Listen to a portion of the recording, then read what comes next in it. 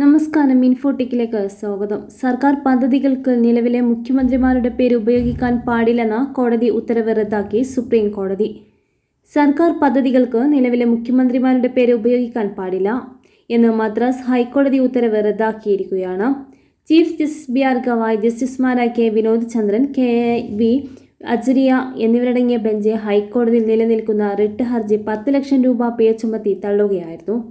രാജ്യത്തെമ്പാടും സമാനമായ ഈ ഒരു പ്രതിഭാസം പിന്തുടരുമ്പോൾ മുഖ്യമന്ത്രി സ്റ്റാലിൻ്റെ പേരുള്ള തമിഴ്നാട് സർക്കാർ പദ്ധതിയെക്കുറിച്ച് AIDMK MP-യായ CV ഷൺമുഖം എന്ന ഹർജിക്കാരൻ ഉത്കണ്ഠാകുലനാകുന്നത് എന്തുകൊണ്ടാണെന്ന് മനസ്സിലാക്കുന്നില്ല എന്ന് ബെഞ്ച് ചോദിച്ചു.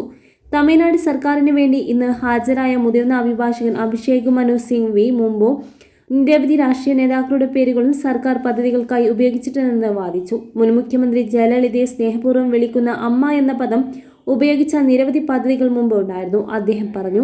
മദ്രാസ് ഹൈക്കോടതിയിലെ ഹർജി രാഷ്ട്രീയ പ്രേരിതമാണെന്ന് DMKയ്ക്ക് വേണ്ടി ഹാജരായ മുതിർന്ന അഭിഭാഷകൻ P. വിൽസൺ വാദിച്ചു. അതേസമയം AIDMKയ്ക്ക് വേണ്ടി മുതിർന്ന അഭിഭാഷകൻ മനദീപ് സിംഗ് ഹാജരായി.